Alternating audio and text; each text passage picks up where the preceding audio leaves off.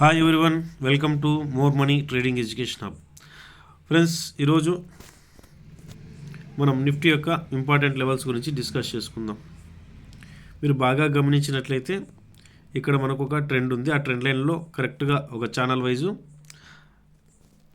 Nifty అనేది move అవుతుండేది. ఇక్కడ గమనించండి, ఈ లోస్ని మనం ఇట్లా టచ్ చేస్తూ ఒక ట్రెండ్ లైన్ని మనము డ్రా చేసినప్పుడు ఈ విధంగా ఖచ్చితంగా నీట్గా ఒక ప్యారలల్ ఛానల్లో అప్ సైడ్ మూవ్ అవుతుంది. బట్ ఇక్కడ ఏమైందంటే అనుకోకుండా ఈ ఛానల్ నుంచి డౌన్ సైడ్ మార్కెట్ ఓపెన్ అవ్వడం, ఈ డౌన్ సైడే ఇప్పుడు మార్కెట్ మూవ్ అవుతుంది.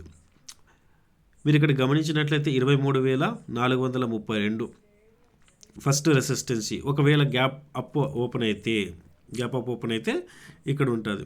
ఈ విధంగా గ్యాప్ అప్ ఓపెన్ అయ్యి అప్ సైడ్కి మూవ్ ఇస్తే మళ్ళీ ఈ యొక్క ఛానల్ చూసారు కదా, up side up trend channel దీంట్లోకి ఎంటర్ అవుతుంది. ఒకవేళ అప్ సైడ్ ఓపెన్ అయ్యి గ్యాప్ అప్ ఓపెన్ అయ్యి సస్టైన్ అవ్వకపోతే ఎగైన్ ఈ విధంగా డౌన్ సైడ్కి మనం చూడొచ్చు. ఇది ఒక సినారియో. లేదు, ఈ యొక్క రెసిస్టెన్స్ లైన్కి బిలో ఓపెన్ అయిందనుకుంటే ఈ విధంగా అప్ సైడ్కి వెళ్ళడానికి ట్రై చేస్తాడు. ట్రై చేసిన తర్వాత ఒకవేళ వెళ్ళలేకపోయినా ఇక్కడ డబుల్ టాప్ వేసుకున్నా అగైన్ ఈ విధంగా డౌన్ సైడ్కి మనం చూడవచ్చు. ఇప్పుడు నెక్స్ట్ ఒకవేళ ఈ విధంగా ఓపెన్ అయ్యి ఇలా బ్రేక్అవుట్ ఇచ్చి సస్టైన్ అయితే ఈ విధంగా అప్ సైడ్కి మూవ్ చూస్తాం. సో ఫ్రెండ్స్, ఇప్పుడు గ్యాప్ అప్ ఓపెన్ అయితే మనం ఏ విధంగా ప్లాన్ చేసుకోవాలి, గ్యాప్ డౌన్ ఓపెన్ అయితే ఏ విధంగా మనం ప్లాన్ చేసుకోవాలని మన దగ్గర ముందే ఒక ఆలోచన ఉండాల. ఇప్పుడు ఈ విధంగా మీరు ఇక్కడ గమనించినట్లయితే ఇది టుడే మార్కెట్ యొక్క లో అవుతుంది. ఒకవేళ గ్యాప్ డౌన్ ఓపెన్ అయితే ఏది 23,235కి బిలో ఓపెన్ అయితే ఈ విధంగా ఉంటుంది. ఈ యొక్క లైను మనకి ఏమవుతుంది, రెసిస్టెన్స్ అవుతుంది. దీన్ని దాటుకొని సస్టైన్ అయితే ఈ విధంగా అప్ సైడ్కి చూస్తాం. ఇది ఒక వే.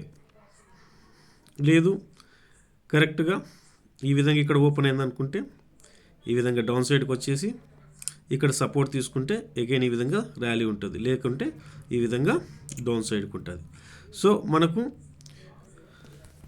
మొత్తం 3 రకాల మెథడ్స్ ఉన్నాయి. ఒకటి, గ్యాప్ అప్ ఓపెన్ అయినప్పుడు ఆ గ్యాప్ అప్ పైన సస్టైన్ అయితే అప్ ట్రెండ్ ఎలా ఉంటుంది. ఒకవేళ గ్యాప్ అప్ ఓపెన్ అయ్యి ఆ గ్యాప్ అప్ ఓపెన్ అయిన ఏరియాలో సపోర్ట్ని డౌన్ సైడ్కి బ్రేక్ చేస్తే ఫాల్ ఏ విధంగా ఉంటుంది. ఇది ఇంకొకటి, గ్యాప్ డౌన్ ఓపెన్ అయినప్పుడు ఆ యొక్క గ్యాప్ డౌన్ని అప్ సైడ్కి వస్తున్నప్పుడు ఏ విధంగా మనం ప్లాన్ చేసుకోవాలి, లేదా గ్యాప్ డౌన్ అయిన తర్వాత అట్లే కంటిన్యూగా డౌన్ సైడ్కి ఫాల్ అవుతుంటే మనము ఏ విధంగా ప్లాన్ చేసుకోవాలి. ఇంతకు తప్ప ఇంకొక వేరే దీంట్లో మనకు ఓపెన్ అయిన తర్వాత మార్కెట్లో పెద్ద కన్ఫ్యూజన్ లేకోకుండా ఈ విధంగా ప్లాన్ చేసుకోవాలి. దాని తర్వాత ఈ యొక్క ట్రెండ్స్ గురించి మీకు తెలిసిందల్లా. ఈ విధంగా మీరు ఇక్కడ గమనించినట్లయితే ఇది కూడా ఒక ట్రెండ్ బయలుదేరుతుంది. ఇక్కడ చూడండి, ఈ విధంగా ఒక ట్రెండ్ అప్ సైడ్కి ఇక్కడ కూడా పోతుంది. డౌన్ సైడ్కి అయితే రావడం లేదు. మీకు అర్థం అవడానికి నీట్గా ఇంకొకసారి గీసి చూపిస్తున్నాను. ఇక్కడ చూడండి, ఇది కూడా ఒక అప్ ట్రెండ్లోనే జర్నీ చేస్తుంది. సో ట్రెండ్ ఈజ్ ఫ్రెండ్ అంటారు. ఈ ట్రెండ్ని ఫస్ట్ ఐడెంటిఫై చేయండి. ఓకే ఫ్రెండ్స్, మన వీడియో నచ్చినట్లయితే ఖచ్చితంగా లైక్ చేయండి, సబ్స్క్రైబ్ చేయండి, మరింత మందికి షేర్ చేయండి. మన వీడియోస్ చాలామంది చూస్తున్నారు.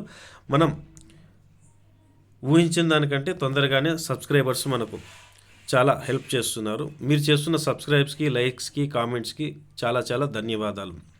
ఈ వీడియో చూస్తూ ఎవరైనా సబ్స్క్రైబ్ చేయకపోతే ఖచ్చితంగా మీరు సబ్స్క్రైబ్ చేయండి. మీ నుంచి మేము కోరుకుంటున్నది ఒక సబ్స్క్రైబ్ మాత్రమే. ఓకే ఫ్రెండ్స్, జై హింద్.